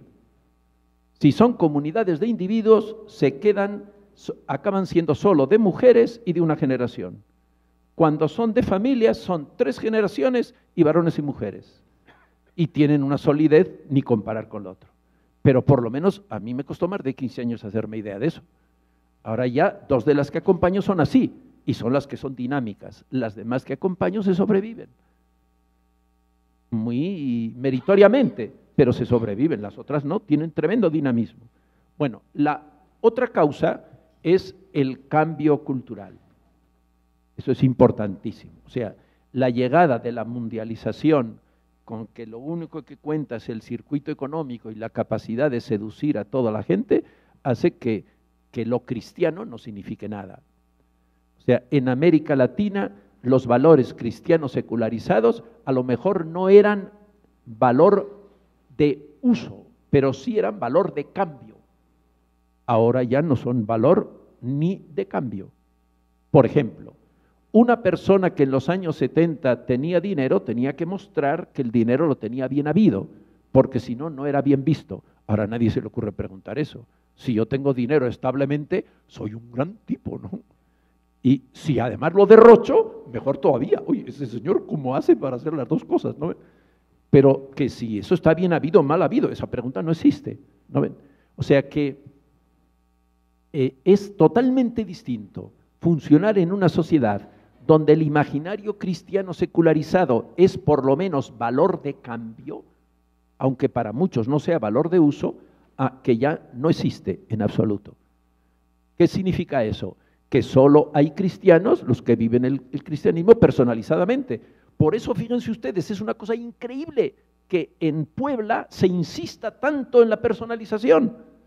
Digo, perdón, en Medellín, estamos hablando del año 68, que todavía esto no era así, y sin embargo la insistencia en esto es fortísima, en la personalización. Yo no les he leído muchos más textos, porque hay muchos más textos que los que yo les he leído, ¿no?, sobre la personalización. Bueno, si eso lo dicen ellos en Medellín, hoy solamente van a ser cristianos aquellos a los que se haya transmitido el cristianismo de una manera personalizada.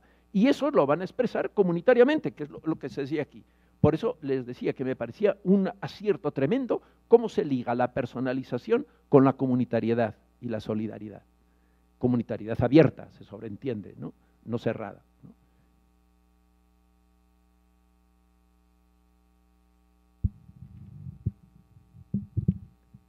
Quisiera responder la que me resulta más sencilla y quiero ser fiel a la pregunta: ¿cómo Medellín puede inspirar la lucha por la liberación de la mujer y de la población LGBTI?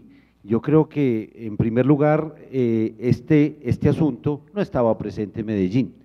Los grupos no estaban reivindicando todavía derechos y no le podemos pedir a las reuniones que hablen sobre temas que van a venir después. Es muy probable que con el espíritu de Medellín hoy se estuviera hablando de eso y que el mismo Jesús, como dice Pedro Trigo, equivalentemente recibiera a todos. Otra que tiene una serie de matices. De diversas maneras usted señaló las deudas de la Iglesia con los compromisos y opciones de Medellín. No fui ave agorera, pero creo que hay muchas deudas. ¿Cree usted que la universidad y en particular la Facultad de Teología está a la altura de lo que habló Medellín? Yo no creo que una respuesta de sí o no sea útil, porque aquí hay muchos aspectos.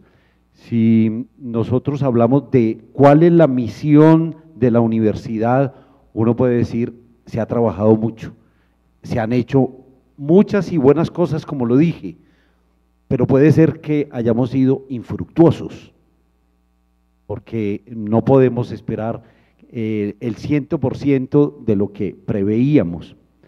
Si queremos hablar de la formación de los teólogos y teólogas en estos últimos 50 años, yo creo que la facultad puede entregar no solamente una lista de nombres, sino unos trabajos, unas monografías, unas tesis que yo creo que le han dado forma a la teología en este país, al lado de otras facultades que lo han hecho también muy bien. Y ahí es donde está el trabajo.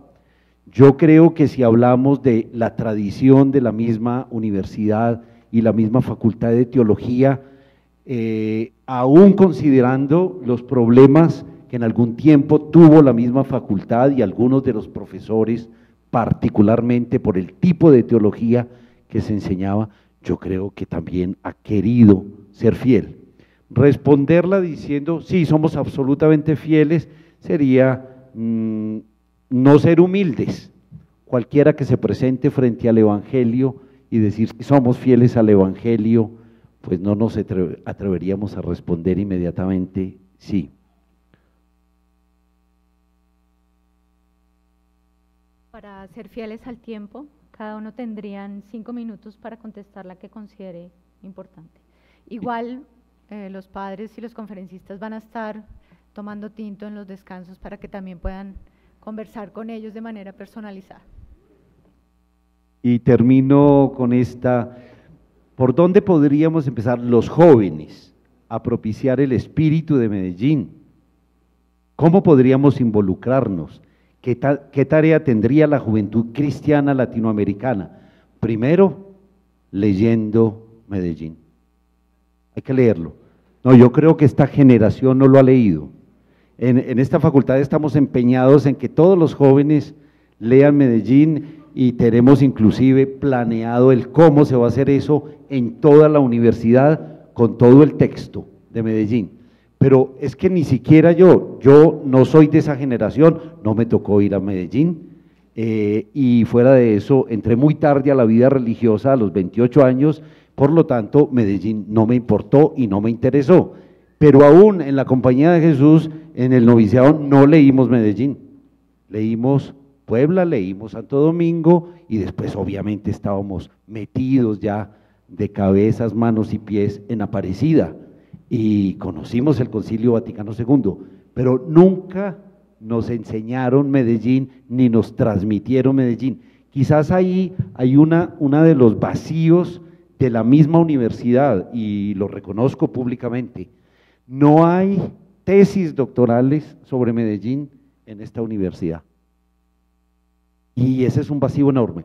Ese tiempo se hicieron muchas tesis doctorales, pero ninguna que tocara Medellín.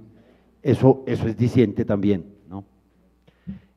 Podríamos buscar en otras universidades latinoamericanas a ver qué pasó, porque también hay un gran vacío en ese sentido. Creo que te está diciendo el padre Sarasa, pues tiene una gran verdad. Yo tengo varios años en que a los políticos y a profesores universitarios les regalo el libro de los documentos de las conferencias episcopales. Y todos se quedan con la boca abierta de decir, y esto lo ha dicho la iglesia. La iglesia ha hablado de esto, no se conoce realmente y se cree que no se ha hablado. Indudablemente estamos en un cambio epocal y hay cosas que hay que verlas en una dimensión que no puede ser las mismas categorías de antes.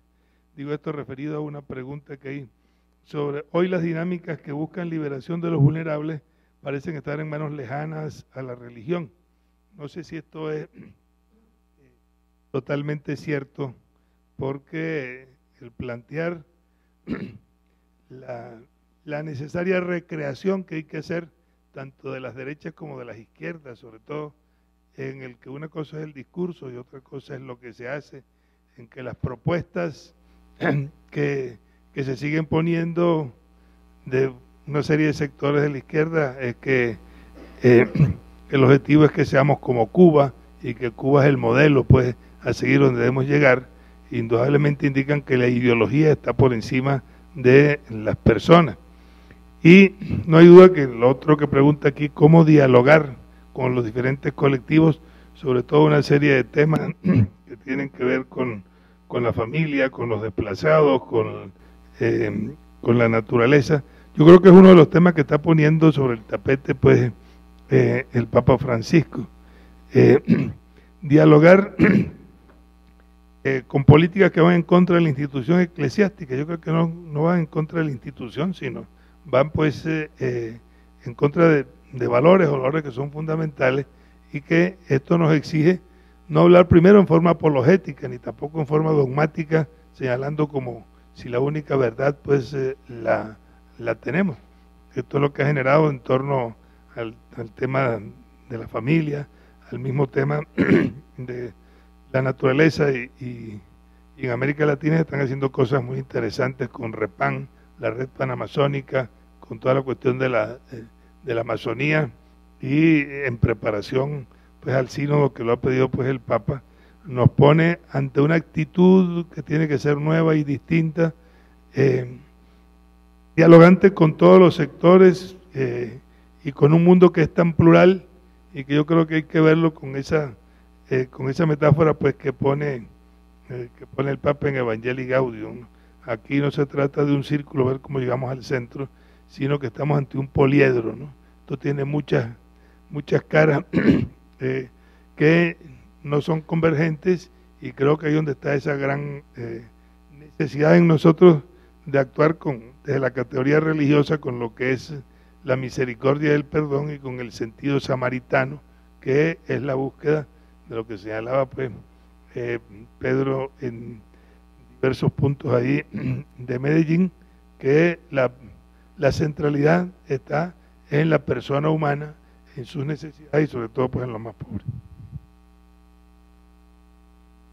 ¿Cómo comprender la familia de hoy mientras hay muchas cosas de fuera, por ejemplo, a través de tecnologías y otros medios? Hoy, constituir una familia es algo muy difícil.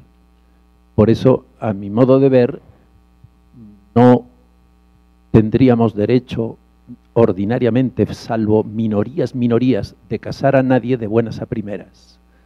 Habría que casar siempre de buenas a segundas. Es decir, la gente tiene que vivir juntos y mientras tanto comulgar y todo, ¿se entiende? O sea, yo vivo junto porque yo quiero casarme, ¿no? Y usted también quiere casarse, pero esto no se puede hacer con un noviazgo a la antigua. No, las cosas son mucho más complicadas. Hay que vivir juntos. Cuando se vea ya que podemos seguir las crisis juntos y todo esa cosa, bueno, entonces ya se puede casar. Yo todavía me acuerdo, la primera vez que hicimos eso en una comunidad, a los 5 años ya dijeron, ahora nos podemos casar. Entonces tenían 2 muchachitos, la muchachita de 4 años, le digo, ¿qué te parece lo que estamos haciendo? Dice, estoy contentísima, porque mi papi le quiere tanto a mi mami que se quiere casar con ella. Bueno, pues eso era el asunto, ¿no? O sea, eso no se puede hacer de buenas a primeras. Eso lo estuvimos discutiendo en el concilio plenario. Yo les decía a los señores obispos, ustedes no tienen respeto por el sacramento, porque dejan que se dé el sacramento a gente que saben que dice el sí condicionado, luego entonces eso no es válido. Eso la mayoría, por lo menos el 80%, y un 20% de los que son inválidos sí lo quieren decir para toda la vida, pero no hay sujeto, no tengo esa capacidad se va haciendo muy poco a poco. O sea, ¿qué es lo que yo digo? Que las cosas tienen que ir mucho más lentamente que antes, porque la constitución de la persona también es mucho más difícil que antes. Y entonces eso se tiene que ir haciendo, pues, así. Y se hace así, la experiencia que tengo yo es que la cosa funciona. A mí, una de las cosas que más gusto me da es que mi señora madre, que murió a los 98 años y que comulgó todos los días de su vida, les decía a los nietos que hicieran así. Y les decía, es totalmente distinto de nuestro caso, ahora estamos viviendo en otro tiempo, ahora Dios quiere eso, pero lo tienen que hacer como con responsabilidad, ¿no? Bueno, así es. O sea que las cosas son como mucho más gruesas. Ahora, ¿qué aporta Medellín a esto? La insistencia conjunta entre personalización y comunitariedad. El avanzar conjuntamente en las dos cosas es lo que permite que haya familia. Esa insistencia sistemática en todos los documentos de Medellín, si se va cultivando eso, se llega a la familia. Bueno, la última cosa, la clericalización de la Iglesia latinoamericana muestra una traición al espíritu de Medellín patrocinada por el mismo Vaticano antes de Francisco. Pues sí, así de sencillo, ¿no? O sea, es cierto que el Vaticano es el culpable de esto. ¿Por qué? Pues porque sistemáticamente se nombraron obispos que estuvieran totalmente en contra de todo esto. Y entonces, pues bueno, eso fue lo que pasó. Entonces, bueno, ¿eso es responsable? Sí, es responsable. Y eso es una cosa muy grave, muy grave. Y en algunos países donde cundió más lo de Medellín, eso fue expreso. Entonces, claro que esto es una cosa seria, ¿no? Entonces, claro que hay que ir, bueno, pues hacia otra cosa. Ahora, ahí lo que es grave es que el Vaticano se crean tan dueños de todo que yo haga las cosas porque a mí me parece, ¿no? Ahí hay otras cosas ya mucho más profundas, ¿no? Que hay que ver que tendría que haber una autonomía mucho mayor de las iglesias locales y no que los nombramientos dependan tan absolutamente como dependen todavía del Vaticano. Pero hay cosas más serias que ya en Medellín también piden más autonomía y otro tipo de cosas, otro tipo de relaciones. Bueno, gracias a Dios se ha abierto este compás con el que empezó a hablar el señor cardenal, pues Dios quiera que no le tenga en su gloria al Papa, sino que lo deje aquí un tiempito grande para que la cosa pueda seguir, ¿no? Que así sea.